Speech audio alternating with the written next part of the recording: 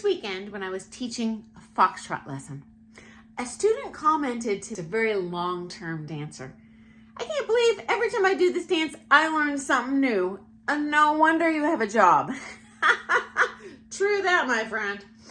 And guys, for centuries, this is the very reason ballroom dance teacher has been a job, because it is really intricate, detailed information that's difficult to assimilate.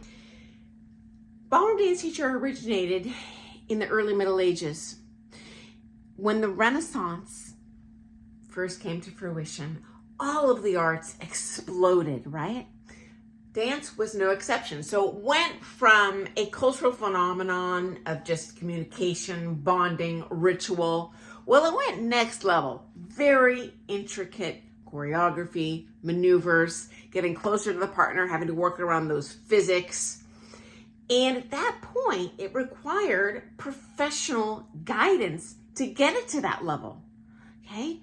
Now, social dance has existed all throughout history, just like it does today. We have a huge social dance community, but there are those dancers that are really going that beautiful aesthetic. So in the early 1400s in Italy, they started employing what they called dance masters. So the nobility would hire these people to train their families in the art of dancing and also to perform these elaborate spectacles for when they entertain guests. Now, these tutoring sessions usually also incorporated manners, posture, mathematics, sculpture. And for those of you who compete, you know all these things tie into that high level of dance. So again, back in the day, no different. I've heard freestyle dancers often criticize us ballroom dancers for having too much structure and rigidity in our dance. Well, for me as a ballroom dancer, for most of my ballroom dance friends, we love that structure. We love that in-depth information and the detail. To us, it's beautiful and it's worth the hard work.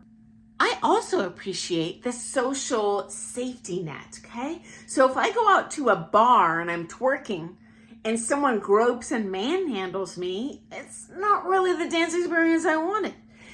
Your odds of being groped and manhandled are far less than a ballroom dance. Or if it happens, it's just because someone's learning. And so I appreciate all of that structure. Now, this is super interesting, guys. I was walking through what's called the Carnavalet Museum in Paris, and I stumbled across a beautiful display behind a glass case, and there was an instrument inside, a tool that dance masters used, okay? So this thing was like from the 1400s.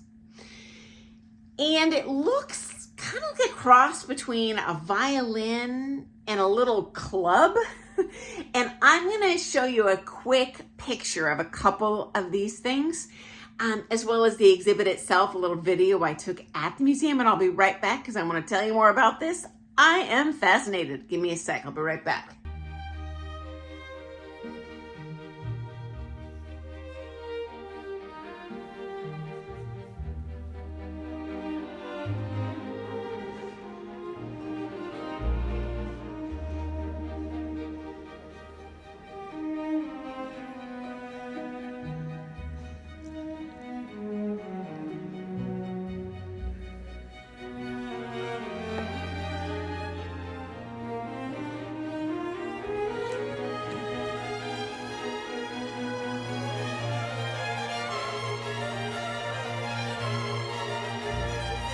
Okay, so this little teaching tool is actually called a pochette. Excuse my French language, it's horrible, but it means packet in French, okay?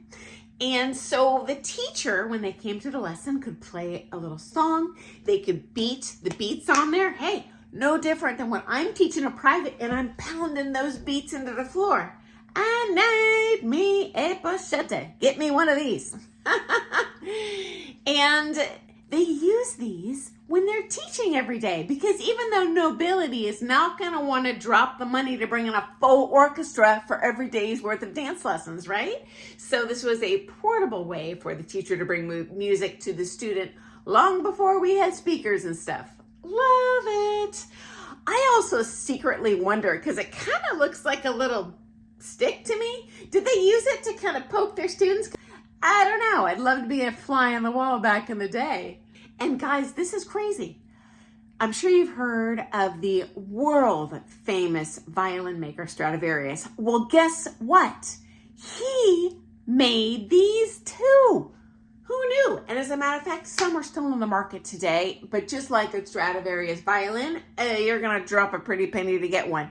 So if you wanna get a pochette made by Stradivarius, they run anywhere from $10,000 to $100,000, depending on the quality of that instrument. But you know what, to close out today's video, I'm gonna go ahead and share some pictures of the various styles of pochettas that Stradivarius made.